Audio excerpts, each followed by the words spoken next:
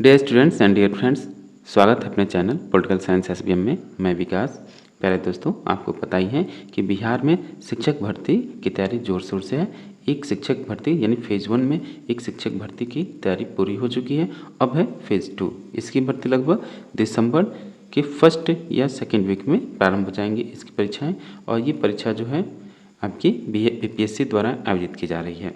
तो ये आज हम लोग जो पीजीटी सब्जेक्ट है या उच्च माध्यमिक विद्यालय के अध्यापकों के लिए जो कक्षा 11 से 12 में पढ़ाते हैं और जो सब्जेक्ट हमारा पॉलिटिकल साइंस यानी राजनीतिक विज्ञान या सिविक्स, उससे संबंधित हम लोग प्रैक्टिस सेट सॉल्व करने जा रहे हैं।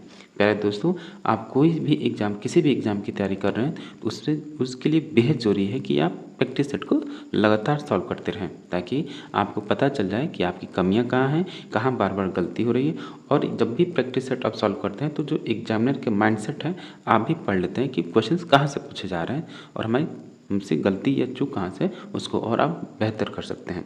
तो इसके लिए बेहद ज़रूरी है कि आप लोग प्रैक्टिस सेट की लगातार प्रैक्टिस सेट सॉल्व करें। और ये जो प्रैक्टिस सेट है बाज़ार में बेहद डिमांडेबल है। बहुत सारे हमने प्रैक्टिस सेट देखा, लेकिन उसमें कि मतलब जो पैटर्न है और जो सिलेबस के अकॉर्डिंग है और जो पिछले प्रीवियस में जैसे प्रश्न पूछे गए उनसे कोई मैच नहीं है। लेकिन ये जो प्रैक्टिस सेट है डॉक्टर रंजीत कुमार सिंह, जो कि बिहार सरकार में वर्तमान में आईएएस के पद पर कार्यरत हैं, उन्हीं के दिशा निर्देशन में तैयार किया गया है। तो आइए सॉल्व करते हैं।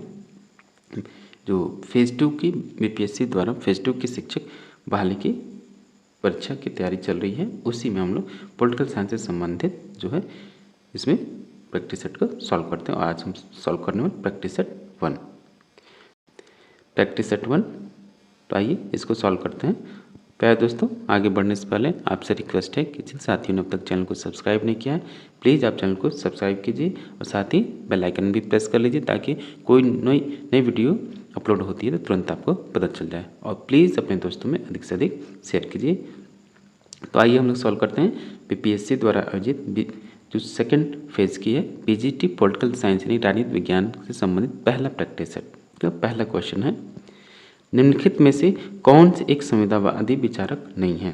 निम्नलिखित में से कौन सा एक संविधावादी विचारक मतलब सोशल कॉन्ट्रैक्ट थ्योरी से संबंधित तो थिंकर नहीं है।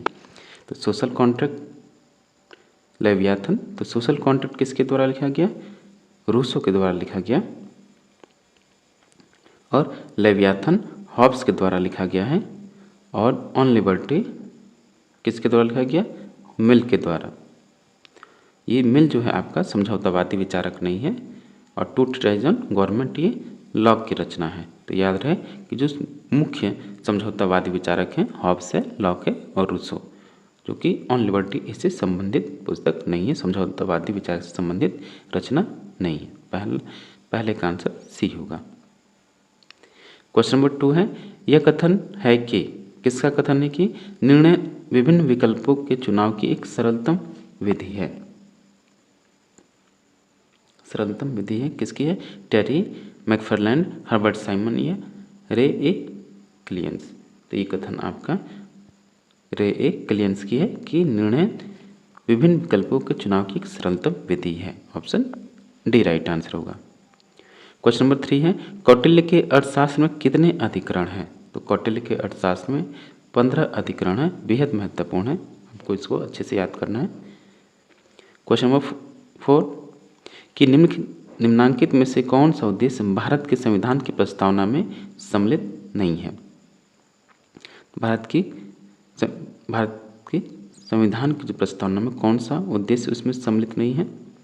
विचार की स्वतंत्रता, आर्थिक स्वतंत्रता, अभिव्यक्ति की स्वतंत्रता और विश्वास की स्वतंत्रता। तो इसका आंसर होगा ऑप्शन बी आर्थिक स्वतंत्रता। बाकी तीनों जो हैं ए, सी और डी इसमें भारतीय संविधान की प्रस्तावना में बतौर उद्देश्य शामिल है, लेकिन आर्थिक स्वतंत्रता उसमें शामिल नहीं है। तो आंसर बी राइट आंसर होगा। क्वेश्चन नंबर 5, मार्क्सवादियों के अनुसार राज्य एक वर्गीय रचना है। यह राज्य केवल श्रमिकों का प्रतिनिधित्व करता है, राज्य में संपूर्ण समुदाय का प्रतिनिधित्व होता है, या इनमें से कोई नहीं। तो इसका आंसर होगा ऑप्शन ए कि मार्क्सवादियों के अनुसार राज्य एक वर्गीय संरचना है। मार्क्स का एक कथन है, ऑप्शन ए राइट आंसर होगा। क्वेश्चन नंबर 6 है, निम्नलिखित में से कौन अतिवादी नहीं था? अतिवादी मतलब उग्रवादी कौन सा नहीं था, एक्सट्रीमिस्ट कौन नहीं था, या गर्म दल से कौन संबंधित नहीं था। तो लाल बाल पाल का आपने नाम सुना ही होगा, लाला लाजपत राय, बिपिन चंद्र पाल और बाल गंगाधर तिलक, ये तीनों ही अतिवादी थे। बल्कि जो गोपाल कृष्ण गोखले हैं ये उग्रवादी दल से संबंधित थे। तो अतिवादी कौन नहीं था, Gopal Krishna Gokhale, option D right answer होगा। क्वेश्चन नंबर 7, निम्नलिखित में से किसने उदारवादी प्रजातंत्र की विश्वव्यापी विजय को इतिहास के अंत के रूप में व्याख्यायित किया। ऑप्शन देखिए क्वेश्चन नंबर 7 का, समीर अमीन, डेविड हेल्थ, फ्रांसिस फुकुयामा या सैमुअल पी हटिंगटन। तो फ्रांसिस फुकुयामा इसका आंसर होगा और इसकी पुस्तक भी है end of history. Question number 8, निम्नांकित में से कौन ऑस्टिन के संप्रभुता सिद्धांत का कट्टरतम आलोचक है। सर हेनरी मैन, हॉब्स, बूंदा या लास्की। जो जॉन ऑस्टिन संप्रभुता का एकलवादी जो सिद्धांत देता है जॉन ऑस्टिन, और उसकी पुस्तक भी बेहद महत्वपूर्ण है, लेक्चर्स ऑन जूरिस्प्रूडेंस, ये आपको हमेशा याद रखना है। और ये इंग्लैंड का विधि शास्त्री था, कानून शास्त्री था। तो जब इसका संप्रभुता का सिद्धांत था उसका जो कट्टरतम आलोचक हुआ सर हेनरी मैन हुआ। ऑप्शन ए राइट आंसर होगा। नेक्स्ट क्वेश्चन है क्वेश्चन नंबर 9, ये आपको मैच करना है। एक तरफ विचारक हैं, उनसे संबंधित सिद्धांत हैं। मार्गेंथाउ का जो सिद्धांत है, मार्गेंथाउ यथार्थवादी संप्रदाय से संबंधित है। और इमाइल बर्नार्ड कोहेन जो आपके किससे संबंधित हैं, निर्णय निर्माण उपागम से, यानी बी का तीसरा। मार्टिन का प्लान व्यवस्था सिद्धांत, सी का पहला। इमाइल बर्ड खेल सिद्धांत से संबंधित, यानी डी का दूसरा। तो आपका आंसर होगा इसका ऑप्शन ए। नेक्स्ट क्वेश्चन है क्वेश्चन नंबर 10, संसद में पहला लोकपाल विधेयक प्रस्तुत हुआ। ये भी बेहद महत्वपूर्ण क्वेश्चन है भाई, कई बार आपसे एग्जाम में पूछा जा चुका है। तो संसद में पहला लोकपाल विधेयक कब प्रस्तुत हुआ, 1968 में। याद रहे कि जो भारतीय प्रशासनिक सुधार आयोग जो 1966 से 70 और कौन थे इसके पहले अध्यक्ष, मोरारजी देसाई, फिर प्रधानमंत्री बने, उप प्रधानमंत्री, फिर इनको त्यागपत्र देना पड़ा, फिर हनुमंथैया इसके अध्यक्ष बने। तो भारतीय संसद में पहला लोकपाल विधेयक 1968 में इंदिरा गांधी के नेतृत्व में कांग्रेस सरकार द्वारा प्रस्तुत किया गया 1968 में। ऑप्शन ए राइट आंसर होगा। क्वेश्चन नंबर 11 है, निम्न में से कौन सा जोड़ा सही नहीं है। एक तरफ राज्य की उत्पत्ति का सिद्धांत है, उससे संबंधित समर्थक हैं। दैवी उत्पत्ति का सिद्धांत जेम्स प्रथम सही है। शक्ति सिद्धांत ओपेनहाइमर सही है। और पितृसत्तात्मक सिद्धांत ये गलत है। मातृसत्तात्मक सिद्धांत जंग्स का, ये पितृसत्तात्मक हेनरी मैन का है। तो ऑप्शन सी इसमें डिसमैच है, तो डी राइट आंसर होगा। नेक्स्ट क्वेश्चन है क्वेश्चन नंबर 12, संयुक्त राष्ट्र ने किस दशक को महिलाओं के दशक के रूप में घोषित किया। बेहद महत्वपूर्ण क्वेश्चन है ये। एक तो ऐसे क्वेश्चन जैसे अमूमन बहुत से लोग इसमें कंफ्यूज हो जाते हैं, तो ऐसे क्वेश्चन एग्जामिनर आपसे पूछता है कि आप कंफ्यूज हैं और जानबूझ के गलती करें। तो ऐसे क्वेश्चन को आपको एक जगह नोट भी कर लेना है, क्योंकि फैक्ट पर आधारित है। तो जो आपका 1976 से लेकर 1985 तक का जो दशक है, तो महिलाओं के दशक के रूप में घोषित किया है संयुक्त राष्ट्र के द्वारा। ये महिलाओं के दशक के रूप में मनाया गया। तो ऑप्शन ए राइट आंसर होगा। और ये भी आपको याद रखना है, जो यूनाइटेड नेशन ऑर्गेनाइजेशन यानी यूएनओ या संयुक्त राष्ट्र संघ, इसकी स्थापना 24 अक्टूबर 1945 को हुआ और इसका मुख्यालय न्यूयॉर्क में है।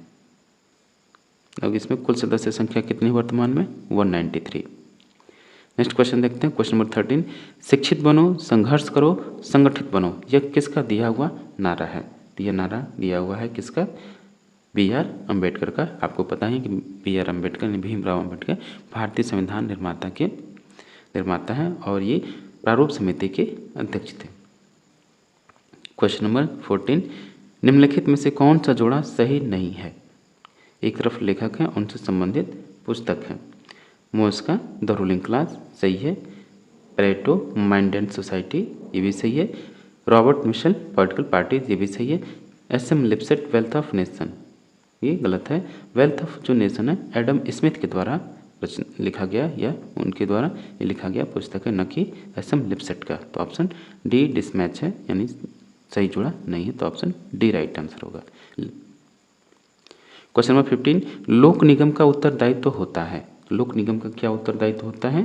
तो लोक निगम का जो उत्तरदायित्व होता है संसद के प्रति उत्तरदायी होते हैं ये लोक निगम। लोक निगम को अंग्रेजी भाषा में कॉरपोरेशन कहा जाता है। निगम का अर्थ निरंतर चलते रहने वाला व्यापारिक संगठन है। लोक निगम से तात्पर्य जनता से है। लोक निगम या सार्वजनिक निगम की स्थापना लोकहित की दृष्टि से की जाती है। ये संगठन जनता की भलाई के लिए सरकार द्वारा चलाए जाते हैं। तो जो लोक निगम का उत्तरदायित्व है संसद के प्रति है। क्वेश्चन नंबर 16, फिर से मैचिंग है। देखिए मैचिंग क्वेश्चन आपसे कई बार पूछे जाते हैं, बार बार पूछे जाते हैं। पूछने का उद्देश्य ये होता है कि इसमें एक ही साथ सिलेबस ज़्यादा कवर हो जाता है। तो एक तरफ विचारक हैं या लेखक, उनकी तरफ उनके द्वारा लिखित रचना है, तो इसको मैच करना है। तो महात्मा गांधी, आपको पता है इनकी फेमस पुस्तक हिंद स्वराज है। Bhimrao Ambedkar, annihilation of caste. MS. Golwalkar, उनकी पुस्तक का नाम क्या है? Bunch of thoughts. और वी डी सावरकर, हिंदुत्व। तो इसका आंसर होगा option number B right answer होगा। नेक्स्ट क्वेश्चन है क्वेश्चन नंबर 17। क्वेश्चन नंबर 17, संयुक्त राष्ट्र के निम्नांकित महासचिवों को उनकी नियुक्ति के क्रम में व्यवस्थित कीजिए। ये क्वेश्चन भी बेहद महत्वपूर्ण है और ये बार बार पूछा जाता है। नेट के एग्जाम देंगे और ये पीजीटी का, उसमें इन प्रश्नों के आने की प्रबल संभावना रहती है। तो यूथान, कुर्ट वाल्डेम, ट्रिगवेलिडी या डैग हैमरशोल्ड, इनको उनके कार्यकाल के अनुसार व्यवस्थित करना है। तो सबसे पहले एक इसका आंसर होगा, आंसर देख लीजिए, इसका राइट आंसर ऑप्शन सी होगा। सबसे पहले ट्रिगवेली, तो इनका जो कार्यकाल है 1953 से लेकर 1961 तक है। 53 से लेकर 61 तक।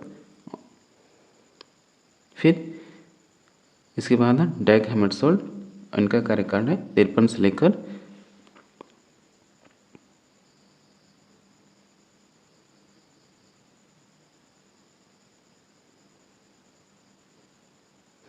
ऑप्शन सी राइट आंसर होगा इसका। सबसे पहले ट्रिगवेली हैं, फिर उनके बाद कार्यकाल डैग हैमरशोल्ड का है, फिर यूथान, फिर वाल्डेन। क्वेश्चन नंबर 18, सत्ता के सहमति मॉडल की रचना की किसने की? सत्ता के सहमति मॉडल की रचना किसके द्वारा किया गया? चेस्टर बर्नार्ड के द्वारा किया गया। ऑप्शन डी राइट आंसर होगा, बर्नार्ड। क्वेश्चन नंबर 19, किसने कहा कि युद्ध पुरुषों के लिए वही है जो स्त्री के लिए मातृत्व है? ये फेमस कोट जो आपका मुसोलिनी का है, जो फांसीवादी विचारक है इटली का, उसका कहना है कि युद्ध पुरुष के लिए वही है जो स्त्री के लिए मातृत्व है। नेक्स्ट क्वेश्चन, क्वेश्चन नंबर 20, किस प्रधानमंत्री के कार्यकाल में 73वां संविधान संशोधन विधेयक पारित हुआ? इंदिरा गांधी, राजीव गांधी, पीवी नरसिम्हा राव या वीपी सिंह? तो क्वेश्चन नंबर 20 का आंसर होगा option C, PV Narasimha Rao. इन्हीं के जमाने में संविधान के 73वें संविधान संशोधन द्वारा पंचायती राज संस्थाओं को संवैधानिक मान्यता प्रदान की गई, जो कि इनको 11वीं अनुसूची में शामिल किया गया और 24 अप्रैल 1993 को ये संशोधन लागू हुआ। इसी वजह से हम 24 अप्रैल को प्रतिवर्ष क्या पंचायती राज दिवस मनाते हैं। तो ऑप्शन सी राइट आंसर होगा, वीपी सिंह। नेक्स्ट क्वेश्चन देखिए, क्वेश्चन नंबर 21, राज्य एक नैतिक संस्था है जो मनुष्य के पूर्ण नैतिक विकास के लिए अपरिहार्य है। यह वक्तव्य का संबंध किससे है? व्यक्तिवादियों से, आदर्शवादियों से, अराजकतावादियों से या मार्क्सवादियों से? तो राज्य एक नैतिक संस्था है जो मनुष्य के पूर्ण नैतिक विकास के लिए अपरिहार्य है। ये कथन आपका आदर्शवादियों से संबंधित है, जो कि आदर्शवादी में प्लेटो, हीगल, अरस्तु, बोसांके ये सब शामिल हैं। क्वेश्चन नंबर 22, निम्न में से कौन सा शक्ति संतुलन स्थापित करने का साधन नहीं है? तो शक्ति संतुलन स्थापित करने का साधन नहीं है कौन सा? मैत्री संधियां एवं प्रतिमैत्री संधियाँ या सशस्त्रीकरण एवं निशस्त्रीकरण या क्षतिपूर्ति या हस्तक्षेप। तो जो शक्ति संतुलन स्थापित करने का साधन नहीं है वो है आपका हस्तक्षेप। ये शक्ति संतुलन का साधन नहीं, बाकी तीनों के माध्यम से शक्ति संतुलन की स्थापना की जाती है। तो ऑप्शन डी राइट आंसर होगा, हस्तक्षेप। क्वेश्चन नंबर 23, अपने ऊपर, अपने शरीर और मन पर व्यक्ति संप्रभु है, मिल ने यह विचार किस रचना में प्रकट किया। तो ये कोड भी आपको याद रखना है कि कौन कहता है कि व्यक्ति अपने ऊपर, अपने शरीर और मन पर संप्रभु है। तो ये कथन मिल का है, लेकिन किस रचना में उसने ये विचार को प्रकट किया। ऑन लिबर्टी, यूटिलिटेरियनिज्म या प्रिंसिपल्स ऑफ पॉलिटिकल इकोनॉमी, ये तीनों ही पुस्तक के नाम भी आपको अच्छे से याद रखना है। ये मिल की रचनाएं हैं। तो किस में कहता है, तो कहता है इस बात का, ये उसकी जो फेमस बुक है ऑन लिबर्टी, जो कि 1859 में प्रकाशित हुई। चारों रचनाएं उसी की हैं, लेकिन इस पुस्तक में विचार प्रकट किया ऑन लिबर्टी में। क्वेश्चन नंबर 24, पॉलिटिक्स अमंग पुस्तक किसके द्वारा लिखी गई। बेहद फेमस पुस्तक है, हैंस मार्गेनथाउ के द्वारा रचित हुई। इसका पूरा नाम है politics among nation, struggle for power and peace, जो कि 1948 में ये प्रकाशित हुई। ये आपके यथार्थवादी सिद्धांत के क्या समर्थक हैं। तो ऑप्शन ए राइट आंसर होगा, हैंस जे मार्गेनथाउ। क्वेश्चन नंबर 25 देखिए, निम्नलिखित में से कौन सी विद्या कौटिल्य द्वारा सुनिश्चित मूल विद्याओं में शामिल नहीं है। तो कौटिल्य ने अर्थशास्त्र में 4 विधाओं का उल्लेख किया है, 4 विद्याओं का उल्लेख किया है, जिसमें आपका आन्वीक्षिकी, त्रयी, वार्ता और दंड नीति है। तो इसमें निरुक्त आपका नहीं है, इसलिए इसका answer option C right answer होगा, निरुक्त। क्वेश्चन नंबर 26, आनुपातिक समानता का सिद्धांत सर्वप्रथम किसके द्वारा प्रतिपादित किया गया। तो आनुपातिक समानता का सिद्धांत सर्वप्रथम अरस्तु के द्वारा प्रतिपादित किया गया, ऑप्शन ए राइट आंसर होगा। क्वेश्चन नंबर 27, यदि भारतीय संघों में एक नए राज्य का सृजन करना हो तो निम्नलिखित अनुसूचियों में से किसे संशोधित किया जाना चाहिए। यदि आपको भारतीय संविधान में किसी नए राज्य का निर्माण करना हो तो उसके लिए जरूरी है कि आप पहली अनुसूची में इसको संशोधन करेंगे। तो ऑप्शन ए राइट आंसर होगा, पहली अनुसूची, पहले अनुच्छेद में आपको संशोधन करना होगा। क्वेश्चन नंबर 28 देखिए, जिले में कानून व्यवस्था कायम करने के लिए जिला पुलिस पर सामान्य नियंत्रण किसका होता है।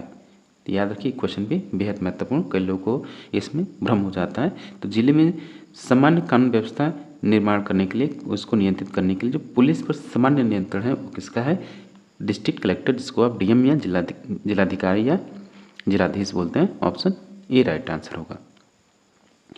क्वेश्चन नंबर 29, अध्यक्षात्मक शासन प्रणाली आधारित है। तो जो आपका प्रेसिडेंशियल फॉर्म ऑफ गवर्नमेंट है, जो कि अमेरिका में प्रचलित है, वो किस पर आधारित है। तो सरकार के तीनों के अंगों के मध्य सत्ता पृथक्करण यानी सेपरेशन ऑफ पावर, सत्ता के पृथक्करण के सिद्धांत पे अध्यक्षात्मक शासन प्रणाली आधारित है, ऑप्शन सी राइट आंसर होगा। क्वेश्चन नंबर 30, भारत के संविधान के किस अनुच्छेद में लिखा गया है कि इस संविधान का संक्षिप्त नाम भारत का संविधान है। ये क्वेश्चन भी बेहद महत्वपूर्ण है, क्योंकि अमूमन लोग स्टार्टिंग का पढ़ लेते हैं लेकिन लास्ट का नहीं पढ़ते हैं, तो लास्ट से पूछ लिया गया। तो ये जो संविधान का जो अनुच्छेद है, अनुच्छेद 393 में लिखा गया है कि इस संविधान का संक्षिप्त नाम भारत का संविधान है। तो ऑप्शन सी राइट आंसर होगा, 393, जो भारतीय संविधान का अनुच्छेद 393 में इसका उल्लेख किया गया है। क्वेश्चन नंबर 31, निम्न में से कौन यह मानता है कि स्वतंत्रता और समानता एक दूसरे के पूरक हैं। ये भी क्वेश्चन बेहद महत्वपूर्ण है। ये प्रश्न आपसे ऐसे पूछा जा सकता है, निम्न में से कौन मानता है कि समानता और स्वतंत्रता एक दूसरे के विरोधी हैं। तो यहाँ पूछा है पूरक, तो इसका आंसर होगा ऑप्शन सी, जो अरिस्टोनी है, इनका मानना है कि स्वतंत्रता और समानता एक दूसरे के पूरक है। ये बाकी जो डी टॉकविले इसको विरोधी मानते हैं। क्वेश्चन नंबर 32 देखिए, जिला और सत्र न्यायाधीश किसके सीधे नियंत्रण में कार्य करता है। तो जिला और जो सत्र न्यायाधीश होता है सीधे वो राज्य का उच्च न्यायालय है उसके नियंत्रण में कार्य करता है। ऑप्शन बी राइट आंसर होगा। क्वेश्चन नंबर 33 देखिए। प्यारे दोस्तों, आपसे फिर से एक बार रिक्वेस्ट है कि अगर आपने चैनल को सब्सक्राइब नहीं किया है तो प्लीज़ आप चैनल को सब्सक्राइब कीजिए। हम लोग सॉल्व कर रहे हैं बीपीएससी द्वारा आयोजित जो सेकंड फेज की शिक्षक भर्ती बहाली है, जिसमें हम लोग पॉलिटिकल साइंस जो पीजीटी लेवल जो 11 से 12 के लिए एग्जाम होगा उसके लिए हम सिविक्स का या राजनीति विज्ञान का प्रैक्टिस सेट सॉल्व कर रहे हैं। क्वेश्चन नंबर 33 देखिए। निम्नलिखित में से कौन आधुनिक व्यक्तिवाद का प्रवक्ता है? तो ये किसने आधुनिक व्यक्तिवाद के जो प्रवक्ता है उसकी नींव किसने रखी है आधुनिक व्यक्तिवाद की? तो ग्राहम वॉलेस के द्वारा रखा गया। ऑप्शन डी राइट आंसर होगा, ग्राहम वॉलेस। आधुनिक व्यक्तिवाद परंपरागत व्यक्तिवाद की अपेक्षा समुदाय व संस्थाओं को अधिक महत्व देता है तथा राज्यों को अन्य संस्थाओं की भांति एक संस्था मानता है। आधुनिक व्यक्तिवाद के जो मुख्य समर्थक या प्रवक्ता ग्राहम वॉलेस को माना जाता है। Question number 34। किसने कहा यूनान ने एकता विहीन लोकतंत्र विकसित किया, रोम ने लोकतंत्र विहीन एकता कायम किया? ये क्वेश्चन भी बेहद महत्वपूर्ण है। गार्नर, विलोपी, अरस्तु या गैटल? तो ये कथन आपका किसका है? तो गैटल का है। ऑप्शन डी राइट आंसर होगा। क्वेश्चन नंबर 35 है। किसने कहा कि आधुनिक सभ्यता 4 दिन की चांदनी है? ये क्वेश्चन आपको हमेशा याद रखना है, कई बार ये प्रश्न पूछा जा चुका है और सीधा सीधा आंसर है कि महात्मा गांधी का कथन है कि आधुनिक सभ्यता जो है 4 दिन की चांदनी है। वो आधुनिकीकरण के खिलाफ थे, क्योंकि उनका मानना था कि ये कुछ दिनों तक ज़्यादा समय तक टिक नहीं पाएगी, इसलिए वो कहते हैं कि जो मॉडर्न कल्चर है सिविलाइजेशन वो 4 दिन की चांदनी है। क्वेश्चन नंबर 36 देखिए। संयुक्त राष्ट्र चार्टर मुख्यतः किस पर आधारित है? तो जो संयुक्त राष्ट्र का चार्टर है किस पर आधारित है? कि शांति, न्याय, स्वतंत्रता और आर्थिक तथा सामाजिक अधिकारों जैसे व्यापक विषयों के लिए है। कौन? संयुक्त राष्ट्र charter. Option C right answer होगा। क्वेश्चन नंबर 37 है। जयप्रकाश नारायण किस अवधारणा के प्रतिपादक थे? बेहद महत्वपूर्ण विचारक है भारतीय राजनीति के। जेपी, इनको फेमस जेपी बोला जाता है, जयप्रकाश नारायण। तो क्वेश्चन नंबर 37 का आंसर होगा कि संपूर्ण क्रांति, टोटल रेवोल्यूशन के समर्थक हैं जेपी। और याद है 5 जून 1974 को इन्होंने पटना के गांधी मैदान में इंदिरा गांधी सरकार की अस्वीकार नीतियों के विरुद्ध समग्र क्रांति की घोषणा की। तो याद रखिएगा, इसको हम समग्र क्रांति भी बोलते हैं और संपूर्ण क्रांति भी, total revolution. Option B right answer होगा। Question number 38। निम्नलिखित में से कौन सा एक संसदीय शासन का लक्षण नहीं है? दोहरी कार्यपालिका, प्रधानमंत्री का नेतृत्व, सामूहिक उत्तरदायित्व या विधायिका कार्यपालिका में पूर्ण पृथक्करण। तो संसदीय शासन का लक्षण नहीं है, दोहरी कार्यपालिका है, प्रधानमंत्री का नेतृत्व, सामूहिक उत्तरदायित्व, तीनों ही लक्षण है, लेकिन पृथक्करण इसमें नहीं होता है, सामंजस्य होता है। तो ऑप्शन डी गलत है, तो ये सम्मिलित नहीं है, लक्षण नहीं है, तो ऑप्शन डी राइट आंसर होगा। क्वेश्चन नंबर 39 है। निम्न में से कौन सा भारत सरकार में सहायक अभिकरण नहीं है? यानी जो भारत सरकार में सहायक यानी जो आपके कार्यालय जो होते हैं उनसे संबंधित जो अभिकरण हैं, एजेंसीज हैं, स्टाफ हैं, ऑक्सिलरी हैं, इसमें से कौन सा सहायक अभिकरण नहीं है? तो नीति आयोग, प्रधानमंत्री कार्यालय, केंद्रीय सार्वजनिक निर्माण विभाग या मंत्रिमंडल सचिवालय। तो मुख्य कार्यपालिका के कार्यों में सहयोग देने वाले कर्मचारियों को 2 भागों में विभाजित किया जाता है, स्टाफ तथा सूत्र। एक स्टाफ की इकाइयाँ होती हैं जिनका कार्य परामर्श देना, दूसरे सूत्र की इकाइयाँ जो वास्तव में नीतियों को लागू करती हैं। तो आपका जैसे भारतीय सरकार में जो सहायक अभिकरण हैं, जैसे सार्वजनिक लोक निर्माण विभाग या विश्वविद्यालय आयोग। तो पूछ रहा आपसे कि जो सहायक एजेंसी हैं ये है आपका केंद्रीय सार्वजनिक निर्माण विभाग यानी CPWD। Option C right answer होगा। क्वेश्चन नंबर 40 है, अब तक के समाजों का इतिहास वर्ग संघर्ष का इतिहास है। यह पंक्तियाँ किस पुस्तक में है? तो ये पंक्तियाँ तो पहली बात कार्ल मार्क्स की हैं और किस पुस्तक में है, ये सबसे महत्वपूर्ण क्वेश्चन है। तो ये क्वेश्चन आपकी कम्युनिस्ट मैनिफेस्टो में है, जो कि एंजल्स ऑफ मार्क्स के द्वारा 1848 में लिखा गया, ये प्रकाशित हुई। ऑप्शन बी राइट आंसर होगा। नेक्स्ट क्वेश्चन है क्वेश्चन नंबर 41। क्वेश्चन नंबर 41 देखिए, न्यायिक पुनरावलोकन की अवधारणा की उत्पत्ति किस देश में हुई? बेहद महत्वपूर्ण क्वेश्चन, आपको हमेशा याद रखना है। तो जो जुडिशियल रिव्यू है, ये कंसेप्ट आपका कहाँ से आया? तो संयुक्त राज्य अमेरिका या संयुक्त राष्ट्र अमेरिका या यूएसए से आया न्यायिक पुनरावलोकन। क्वेश्चन नंबर 42 है, एक कठोर संविधान वह है जिसे संशोधित न किया जा सके या जिसे आंशिक रूप से संशोधित किया जा सके या जिसे सामान्य विधि निर्माण की विधि से भिन्न विधि से संशोधित किया जा सके। इनमें से कोई नहीं, तो इसका आंसर होगा ऑप्शन सी। क्वेश्चन नंबर 43, कानून समस्त वासनाओं से रहित विवेक है, ये कथन किसका है? यह ईश्वर तथा विवेक की विशुद्ध वाणी है। तो ये अरस्तु का कथन है, कानून समस्त वासनाओं से रहित विवेक है। क्वेश्चन नंबर 44 है, सम्मिलित कीजिए और सही विकल्प का चयन करना है। और ये बेहद महत्वपूर्ण क्वेश्चन है। देखिए, समाजवाद जो है, किस प्रकार का समाजवाद से कौन सा लेखक संबंधित है? यूरोपियन समाजवाद, ये यूरोपियन जो समाजवाद, इसको आप यूटोपियन समाजवाद कहिए,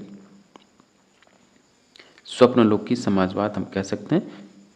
यूटोपियन, यूरोपियन नहीं है वो, यूटोपियन समाजवाद है, यानी स्वप्नलोकी समाजवाद। तो ये इससे संबंधित आपके सेंट साइमन है। फेबियन समाजवाद सिडनी वेब, और वैज्ञानिक समाजवाद आपको पता ही कार्ल मार्क्स है, और श्रेणी समाजवाद GDH कोल है। तो इस हिसाब से जो इसका आंसर होगा ऑप्शन नंबर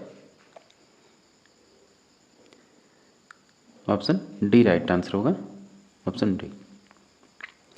नेक्स्ट क्वेश्चन है क्वेश्चन नंबर 45, भारत की गवर्नर जनरल के पद की व्यवस्था का प्रावधान सर्वप्रथम डैश किसके द्वारा, किस अधिनियम के द्वारा किया गया? तो भारत में जो गवर्नर जनरल का पद है सर्वप्रथम किसके द्वारा किया गया? तो जो चार्टर एक्ट अधिनियम, चार्टर एक्ट 1833 के द्वारा भारत में सर्वप्रथम गवर्नर जनरल के पद की व्यवस्था की गई। और सबसे पहले जो गवर्नर जनरल हुए वो विलियम बेंटिक हुए, Lord William Bentinck. Question number 46, ये आपको मैच करना है। आइए मैच करते हैं। एक तरफ है FMCT मॉन्ट्रियल प्रोटोकॉल, ट्रिप्स और WSF, तो किससे संबंधित है? तो जो आपका FMCT है, ये व्यापक विनाशक हथियारों का अप्रसार है, तो यानी ए का तीसरा होगा। और जो मॉन्ट्रियल प्रोटोकॉल है वो जलवायु परिवर्तन से है। ट्रिप्स जो है ये आपका विश्व व्यापार से संबंधित है।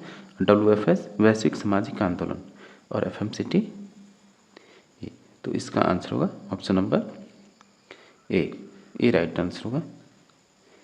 नेक्स्ट क्वेश्चन है क्वेश्चन नंबर 47, निम्नांकित में से कौन सा युग्म सही सुमेलित नहीं है? सही सुमेलित कौन सा नहीं है? मोतीलाल नेहरू रिपोर्ट सही है। MA जिन्ना खिलाफत आंदोलन, ये गलत है। मोहम्मद अली जिन्ना ने खिलाफत आंदोलन का समर्थन नहीं किया, ये इससे संबंधित नहीं है, बल्कि इसका उन्होंने विरोध किया। बाकी MK गांधी चंपारण जो कि 1917, सुभाष चंद्र बोस जो कि 1939 में फॉरवर्ड ब्लॉक की स्थापना किया। तो इसका आंसर होगा ऑप्शन बी, ये डिसमैच है। क्वेश्चन नंबर 48, लोक निगम प्रकार का प्रशासन क्या प्राप्त करने की चेष्टा रखता है? जितने भी जो पब्लिक कॉर्पोरेशन होता है उनकी जो टारगेट क्या है? जैसे पब्लिक कॉर्पोरेशन में आपका LIC है, FIC हुआ या IFC हुआ, ये सब लोक निगम है। तो इनका जो इनकी चेष्टा या जो मुख्य उद्देश्य है कि सार्वजनिक जवाबदेहिता का कारोबारी दक्षता के साथ मिश्रण। तो ऑप्शन डी राइट आंसर होगा। नेक्स्ट क्वेश्चन है क्वेश्चन नंबर 49, ऑस्टिन ने अपनी किस पुस्तक में संप्रभुता के सिद्धांत की व्याख्या की है? तो जो संप्रभुता के सिद्धांत की व्याख्या करने वाला जो है जॉन ऑस्टिन है, और उसकी पुस्तक का क्या नाम है? Lectures on jurisprudence. याद रहे, जॉन ऑस्टिन एक जो है अंग्रेज कानूनविद थे और उन्होंने विधि शास्त्र पर जो बहुत सारे महत्वपूर्ण रचनाएं की, वो लेक्चर्स ऑन जूरिस्प्रूडेंस में अपनी संप्रभुता सिद्धांत की व्याख्या करते हैं। ऑप्शन डी राइट आंसर होगा। क्वेश्चन नंबर 50, शांति के लिए एकता प्रस्ताव से संयुक्त राष्ट्र संघ के किस अभिकरण की शक्ति में वृद्धि हुई? ये भी जान लीजिए कि जो शांति एकता प्रस्ताव है 3 नवंबर 1950 के दिन ये यूएन असेंबली के द्वारा ये प्रस्ताव लाया गया और जिससे जो उसकी महासभा है इसकी शक्तियों में इजाफा हुआ। खासकर जो आपका उत्तर कोरिया दक्षिण कोरिया में जो युद्ध था इसको टालने में या इसमें शांति स्थापित करने में महासभा की भूमिका रही, इस वजह से इसकी महासभा की शक्ति में वृद्धि हुई। ऑप्शन 3 ए राइट आंसर होगा। क्वेश्चन नंबर 51, दबाव समूह निम्न से कौन सा तरीका नहीं अपनाते हैं? तो दबाव समूह कौन सा तरीका नहीं अपनाते हैं? तो सबसे पहले वो जो तरीका अपनाते हैं संगोष्ठी, प्रचार और लॉबिंग करते हैं, लेकिन वो स्वयं प्रत्यक्ष रूप से चुनाव नहीं लड़ते हैं बल्कि उसको प्रभावित करने का कार्य करते हैं। तो ऑप्शन डी इससे डिसमैच है। तो दबाव समूह चुनाव लड़ने का तरीका अपनाएं और नहीं अपनाते, तो ऑप्शन डी राइट आंसर होगा। नेक्स्ट क्वेश्चन है क्वेश्चन नंबर 52, अल्प विकास को समझाने के लिए डिपेंडेंसी थियरी विचार किसने प्रस्तुत किया? आप इस सिद्धांत को अच्छे से पढ़ लीजिएगा, इससे बार बार क्वेश्चन पूछे जाते हैं, बेहद महत्वपूर्ण टॉपिक है, इसको आप अच्छे से पढ़ लीजिएगा। डिपेंडेंसी थियरी का विचार किसने प्रस्तुत किया? ऑप्शन देखिए, तो जो डिपेंडेंसी थियरी है या निर्भरता सिद्धांत है समीर अमीन के द्वारा प्रस्तुत किया गया। ऑप्शन सी राइट आंसर होगा। क्वेश्चन नंबर 53 देखिए, प्राकृतिक अवस्था शांति, सद्भाव, पारस्परिक सहयोग तथा सुरक्षा की अवस्था थी, ये कथन किसका है? हॉब्स का, रूसो का, लॉक का या टी.एच. ग्रीन का? तो प्राकृतिक अवस्था शांति, सद्भाव, पारस्परिक सहयोग तथा सुरक्षा की अवस्था थी, ये कथन आपका जॉन लॉक का है और इसकी फेमस पुस्तक जो है टू ट्रीटिज ऑन सिविल गवर्नमेंट या गवर्नमेंट, ये इंग्लैंड का समझौतावादी विचारक है जॉन लॉक। क्वेश्चन नंबर 54 देखिए, छावनी बोर्ड के संबंध में क्या सही नहीं है? तो छावनी बोर्ड के संबंध में जो कंटेनमेंट बोर्ड है तो इसकी जो संचालन के लिए जो क्या इसका संचालन जो होता है एक कंटेनमेंट बोर्ड करता है और ये जो एक्ट आया 2006 में आया इससे संबंधित, याद रखिए संविधान में इसकी व्यवस्था नहीं है, संवैधानिक संस्था ये नहीं है। छावनी परिषद अधिनियम 2006 के तहत छावनियों को जनसंख्या मानदंड के आधार पर 4 श्रेणियों में बांटा गया। छावनी बोर्ड आपका क्या है? वैधानिक निकाय है, न कि संवैधानिक है। तो इसका आंसर होगा ऑप्शन ए। इसे एक कार्यपालिका प्रस्ताव द्वारा निर्मित किया गया, बाकी तीनों सही हैं, ये सही नहीं है, कार्यपालिका द्वारा के प्रस्ताव द्वारा नहीं बल्कि वैधानिक है। नेक्स्ट क्वेश्चन है क्वेश्चन नंबर 55, निम्नलिखित में से कौन संप्रभुता के बहुलवादी सिद्धांत का समर्थक नहीं है? याद रहे जो जितने भी सिद्धांतकार या लेखक हैं अगर वो संप्रभुता के सिद्धांत के समर्थक हैं तो बहुलवादी नहीं होंगे, और जो बहुलवादी हैं संप्रभुता के सिद्धांत के समर्थक नहीं होंगे। तो जो आपका पोंता है संप्रभुता के सिद्धांत का जनक है ये, इसलिए भी ये बहुलवादी नहीं है। तो और इसकी जो पुस्तक है 6 बुक कंसर्निंग रिपब्लिका, ये संप्रभुता के सिद्धांत का जनक है, इसलिए ये इसका बहुलवादी नहीं है। तो ऑप्शन सी राइट आंसर होगा। जो लिंडसे हैं, मेटलैंड है या डुगी या ऑटोगेर या फिजिसुआ या आइवरजेंक या हरल्ड जे लास्की, ये सब लोग क्या हैं? बहुलवादी हैं। क्वेश्चन नंबर 56 देखिए, निम्नलिखित में से कौन सा विधेयक भारतीय संसद के दोनों सदनों के विशेष बहुमत द्वारा अलग अलग पारित किया जाना चाहिए?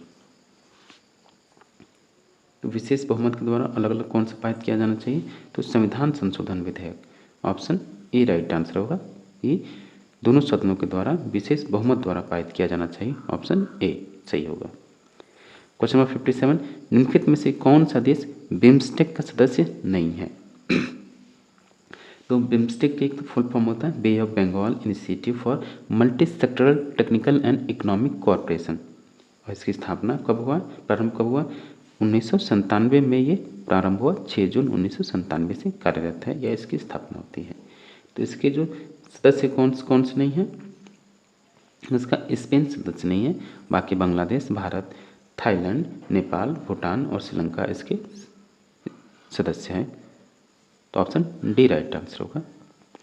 क्वेश्चन नंबर 58, यूपीएससी के अध्यक्ष यानी संघ लोक सेवा आयोग के अध्यक्ष और सदस्यों का कार्यकाल होता है। ये क्वेश्चन भी बेहद महत्वपूर्ण है, आपको हमेशा याद रखना है और लोग अमूमन इसमें कन्फ्यूज हो जाते हैं। तो इनका कार्यकाल जो है 6 वर्ष या 65 वर्ष की आयु तक, 6 वर्ष या 65 वर्ष की आयु तक जो भी पहले हो। तो ऑप्शन डी राइट आंसर होगा 6 वर्ष। क्वेश्चन नंबर 59, निम्नलिखित में से किसने समाजवाद के अंतर्गत सांस्कृतिक क्रांति का विचार प्रतिपादित किया। तो समाजवाद के अंतर्गत सांस्कृतिक क्रांति का विचार प्रतिपादित करने वाले माओ से तुंग हुए। ऑप्शन बी राइट आंसर होगा। क्वेश्चन नंबर 60, 1962 के क्यूबा मिसाइल संकट के समय राष्ट्रपति, अमेरिका का राष्ट्रपति कौन था।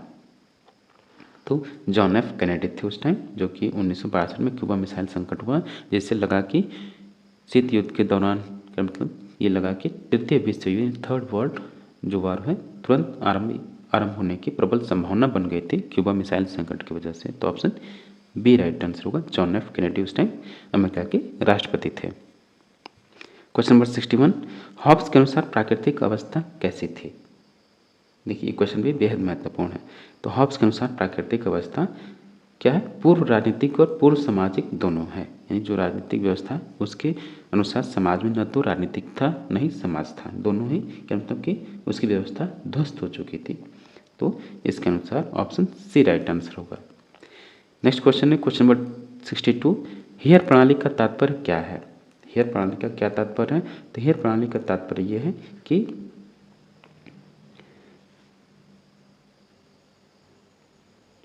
एकल संक्रमणीय मत प्रणाली, सिंगल ट्रांसफर वोट सिस्टम, इसलिए हम इसको हेयर प्रणाली बोलते हैं क्योंकि थॉमस हेयर ने इसका विकास किया। तो ऑप्शन ए राइट आंसर होगा। क्वेश्चन नंबर 63 है, शक्ति अभियान का सिद्धांत यानी पावर एलिट का थियरी किससे संबंधित है। रॉबर्ट मिशेल, सी राइट मिल, जोसेफ शुम्पेटर या इनमें से कोई नहीं। तो सी राइट मिल ने शक्ति अभियान का सिद्धांत प्रस्तुत किया। ऑप्शन बी राइट आंसर होगा। क्वेश्चन नंबर 64 है, किसका मत है कि आंतरिक संगठन स्वायत्तता कार्यों या कार्य पद्धतियों किसी भी दृष्टि से लोक निगम विभागों अथवा ब्यूरो से भिन्न नहीं होते हैं। तो इसका आंसर होगा option B, L D White का ऐसा मानना है। क्वेश्चन नंबर 65, विधायी कार्य करने के लिए भारत की संसद की संयुक्त बैठक की अध्यक्षता कौन करता है। ये बेसिक क्वेश्चन आपको भूलना ही नहीं है कभी, और बार बार ये आपसे पूछा जाता है। तो जो अनुच्छेद 108 है उसके अंतर्गत जो संयुक्त बैठक, संसद की संयुक्त बैठक की अध्यक्षता कौन करेगा, लोकसभा का अध्यक्ष करेगा। ऑप्शन डी राइट आंसर होगा। नेक्स्ट क्वेश्चन है क्वेश्चन नंबर 66, बहुलवादी किसको महत्व देते हैं। तो बहुलवादी जो सत्ता है, जो शक्ति है, वो कहते हैं कि समूह और संगठनों में विभाजित होना चाहिए, तो इसलिए वो समूह और संगठनों को महत्व देते हैं बहुलवादी। ऑप्शन बी राइट आंसर होगा। क्वेश्चन नंबर 67 है, नगर राज्य का संबंध माना जाता है। तो जो सिटी स्टेट है इनका संबंध किससे माना जाता है। तो प्राचीन काल में यूनानी विचारकों ने राज्य के लिए नगर शब्द, नगर राज्य ने सिटी स्टेट शब्द का प्रयोग किया। यूनानी भाषा में इसे हम पोलिस कहते हैं। और आधुनिक संदर्भ में राज्य शब्द का प्रयोग सर्वप्रथम इटली के राजनीतिक विचारक मैकियावली ने किया। ये भी आपको याद रखना है। और मैकियावली की पुस्तक का क्या नाम है, द प्रिंस, जो कि 1513 में प्रकाशित हुई। तो नगर राज्य का संबंध प्राचीन यूनान से है। नेक्स्ट क्वेश्चन है क्वेश्चन नंबर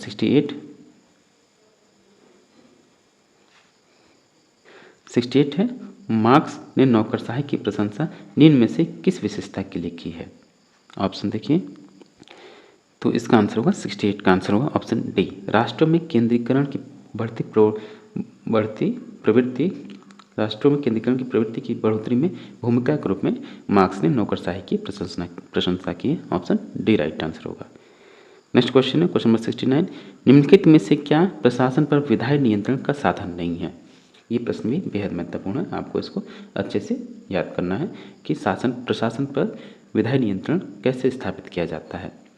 तो प्रदत्त विधान के अलावा जो स्थगन प्रस्ताव के माध्यम से, प्रश्नकाल और शून्यकाल के माध्यम से प्रशासन पर विधायी नियंत्रण संसद करती है। लेकिन जो प्रदत्त विधान है इसका विधायी नियंत्रण का उदाहरण नहीं है, साधन नहीं है। तो ऑप्शन ए राइट आंसर होगा। क्वेश्चन नंबर 70, भारतीय संविधान सहायक एकात्मक विशेषताओं सहित एक संघीय राज्य की स्थापना के स्थान पर सहायक संघीय विशेषताओं सहित एक एकात्मक राज्य की स्थापना करता है। तो ये कथन किसका है, ये किसने कहा? तो ये कथन आपका केसी वेयर का है। ऑप्शन ए राइट आंसर होगा, जो कि केसी वेयर ने भारतीय संघीय व्यवस्था को अर्ध संघीय बोलते हैं। क्वेश्चन नंबर 71, निम्नलिखित में से कौन राजनीति विज्ञान को विज्ञान नहीं मानता है? तो राजनीति विज्ञान को विज्ञान न मानने वाले F.W. मेटलैंड हैं। इनका कहना है कि जब भी मैं राजनीति विज्ञान शीर्षक के अंतर्गत परीक्षा प्रश्नों को देखता हूं तो मुझे प्रश्नों के प्रति नहीं वरन शीर्षक के प्रति खेद होता है। तो ऑप्शन डी राइट आंसर होगा, मेटलैंड राजनीति विज्ञान को विज्ञान नहीं मानता।